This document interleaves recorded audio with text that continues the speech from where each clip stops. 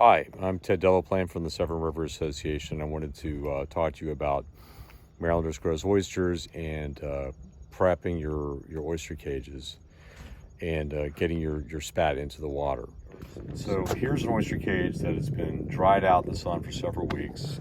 Basically, it had a bunch of barnacles on it. I took just a 2x4 and scraped the six sides. In about 2 or 3 minutes, I got this giant pile of barnacles off, and it looked pretty good. I had another cage that had kind of that slimy stuff that was all over it, and it was dried out really well. So I just took a fairly stiff brush, not a wire brush, and I just went over the inside and outside surfaces for 2 or 3 minutes, and it looks really good. So basically, you want to divide up your bag of spat. One bag of spat is good for 3 cages. What is the spat? It's these little 1 centimeter circles. There's one, here's one. There's a bunch on this particular shell sticking out of the bag. Especially in the wintertime, the key is you want to make sure that your cages will be underwater, not sitting on the mud when we have those big blowout tides in December, January, February. How do you know how deep to put them? Well, there's a website you can go to. It's called tidesandcurrents.noaa.gov, and then you can type in Annapolis and see what our tide is right now. So right now, looking at the red line, our current exact tide is about a little bit under 1 foot. In the dead of winter with the blowout tides, I think the tide goes down to -3 feet. So I need this cage to be at least 4 feet under the water right now. And basically what I did is I just put a bowl in and just tied it off this particular pier piling, and I'm just making sure it's not sitting on the bottom. I see where the cord gets wet. I pour it up, and I know it has to be at least 4 feet from where we are right now to be deep enough. Yeah, and that looks like it's about 4.5 feet, so that should be fine. It's not sitting on the bottom because the line is taut, and I'm at the end of my pier. And you should know in the dead of winter, what part of your pier is still underwater when we get those wicked tides. Okay, so putting your spat in the cages, it's not rocket science. Yeah, the shells can be pretty sharp, so it's probably best to wear some sort of glove. Scissors work to open the bag. You might be able to rip it with your hands.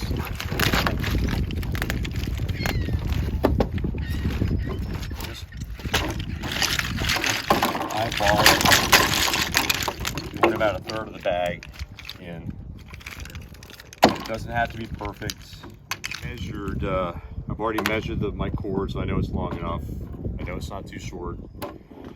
Okay, the way these clips work may not be how you think. So basically, you close the lid, open like so,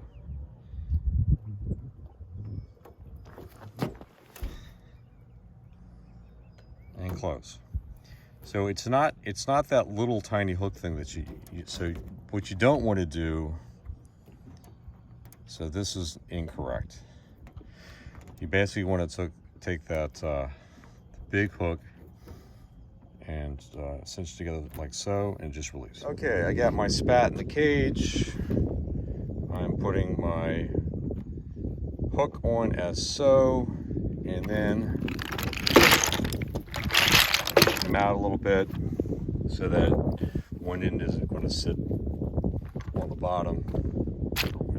Just so it's going to be kind of level, and then just drop it in, making sure that it's not sitting on the bottom because the cord is straight, and I've already double checked to make sure that it's going to be deep enough in the winter. In the pre-winter months, we have been recommending that you keep them a little bit higher up in the water column, and one way you can do this, if I don't drop my phone, well, there's a bunch of ways. You can put a knot. You can put a knot in the cable, in the cord, and then hang it off of the end of your pier. You could wrap it around this cross beam once. Let's see if that'll work. Yeah, that'll work. So that probably raised it up a couple of feet. And then once we get into mid-November, close to Thanksgiving, if you did have it higher up the water column, you want to make sure to drop it the rest of the way down, like so. Or you can just drop it down now. The recommendation for the Oyster Recovery Partnership is just to keep them about 6 inches off the bottom, 6 inches to a foot off the bottom, but making sure that it's deep enough so that when we have blowout tides, it's not out of the water. Oysters can come out of the water, but they can't come out of the water in the super cold temperatures and freeze. So that's what we need to worry about. I wanted to talk to you about routine maintenance on your oyster spat.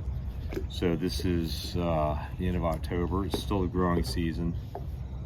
So our recommendation is every week or 2 weeks that you take your oyster cages and then basically pull the cage out of the water and let it splash back into the water to try to knock some of the sediment off. So here I have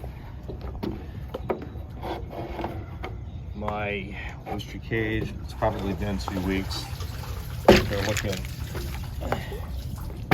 kind of brown and dirty.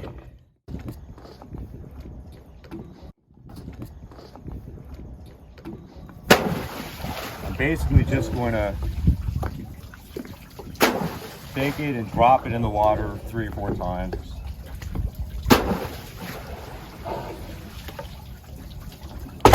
And if you want, you can hose them off with fresh water. So here you can see the shells look much cleaner. In the spring especially, we recommend once a month or so, rolling them around in the cage a little bit. That during the fast growing season, that will keep them from growing into the cage. Not so much of an issue right now because the spat's so small. So that's pretty much that. And they should be good for another week or 2 weeks. Depending upon where you are in the river, some areas the cages will foul up a lot faster than other spots in the river. I'm in Little Round Bay and I can go 2 weeks easily. If you're in Spa, you might want to have to do this weekly. You might get a lot more sediment out that way. Okay, thank you.